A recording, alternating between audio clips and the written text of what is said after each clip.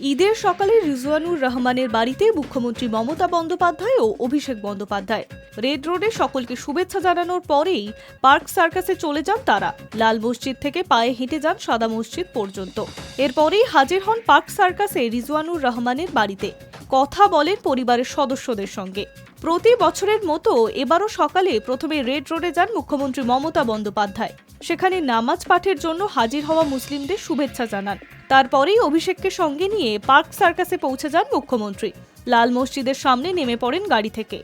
এরপর সেখান থেকে প্রায় 1 কিলোমিটার রাস্তা পায়ে হেঁটে যান সাদা মসজিদ পর্যন্ত।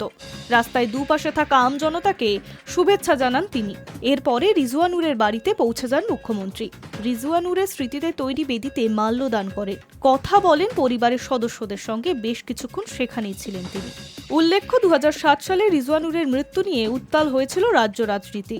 তারপর গঙ্গা দিয়ে বয়ে গিয়েছে বহু জল। রিজওয়ানুরের দাদা রুকবানুর বর্তমানে চাপড়ার তৃণমূল বিধায়ক। তার পরিবারের খবরাখবর নিয়মিতই রাখেন মুখ্যমন্ত্রী মমতা বন্দ্যোপাধ্যায়। গত বছরেও অভিষেক বন্দ্যোপাধ্যায়কে নিয়ে রিজওয়ানুরের বাড়িতে যান মুখ্যমন্ত্রী। এবারেও তার হেরফের হয়নি। Hi News network.